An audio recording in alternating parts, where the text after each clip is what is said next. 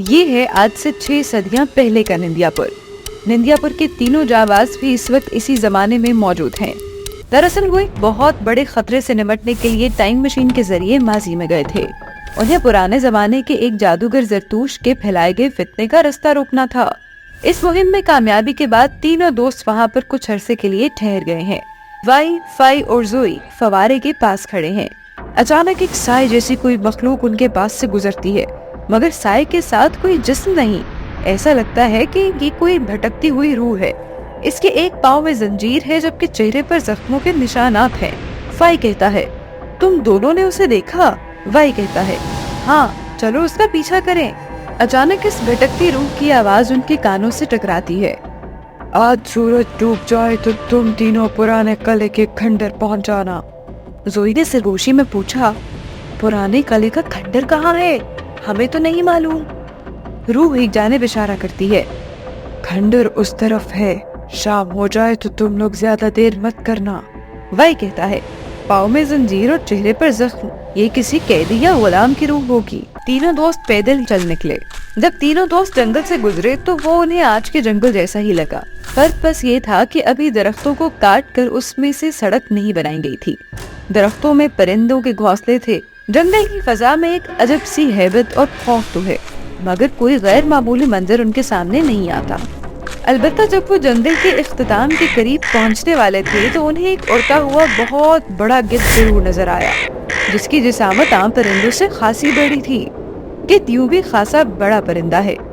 आमतौर पर गिद्ध जिंदा इंसानों या जानवरों पर हमला नहीं करता। अलबत्ता कहीं कोई जानवर मरता हुआ नजर आ जाए तो फिर उसके पास बैठकर उसके मरने का इंतजार करता है और फिर मुर्दों का गोश्त खाता है। लेकिन ये गिद्ध आम गिद्धों से भी खासा बड़ा है। इतनी देर में वो लोग क्या देखते हैं कि खौफनाक गिद्ध हवा में तैरता हुआ उनकी जानिब आ रहा है। आंखों में अजब सी वहशत थी। ऐसा लगता था कि शैतान ने गिद्ध का रूप धार लिया है। तीनों दोस्त उसे अपनी जानिब बढ़ता देखकर एक लम्हे को ठिठक गए। वाई और फाई ने फौरन अपने तलवार और तीर संभाल लिए। जोई भी अपनी अंगूठी के साथ तैयार है।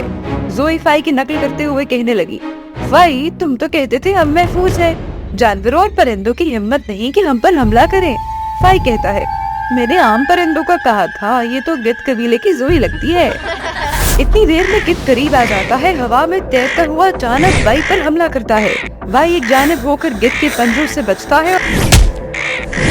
गिद्ध एक तेज आवाज निकालता है और दोबारा फजा में बुलंद हो जाता है। तीनों दोस्त समझते हैं कि शायद खतरा टल गया, लेकिन हवा में एक चक्कर लगाकर गिद्ध वापस पलट आता है।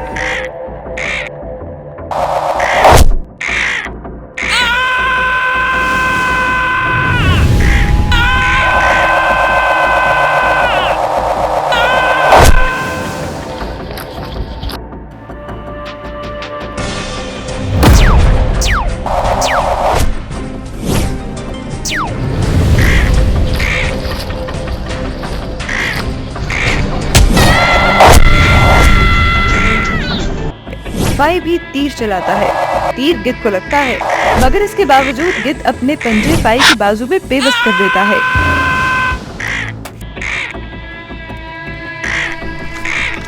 फाई तलवार का वार करता है, से आग लग जाती है और कुछ लम्हों में गिद्ध धुओं में राख होकर बदल जाता है। फाई के बाजू पर हल्की सी चोट आई है। उसने जख्म वाली जगह को मजबूती से पकड़ रखा है। अब वाई, फाई और जोई बाजार की तरफ वापस आ गए हैं। इसी दौरान एक मेहरबान खातून ने फाई का जख्म देखकर पूछा, अरे बेटा, तुम्हारे बाजू को क्या हुआ? फाई बोला, कुछ खास नहीं खालाजान, ये तो बस यूं ही जरा सी चोट है। वो खातून बोली, बच्चों, तुम मेरे साथ चलो, मैं मरहम लगा देती हूँ। कुछ ही देर में घर के पास पहुँचते हैं। खातून सबसे पहले फाई का जख्म किसी मखलूक से साफ करती हैं, फिर कोई दवा लगाकर इस पर एक पट्टी बांध देती हैं। मरहम पट्टी होते ही फाई का दर्द कम होने लगा है। वाई, फाई और जोई खातून का शुक्रिया अदा करते हैं और फिर सब घर से बाहर चले जाते हैं।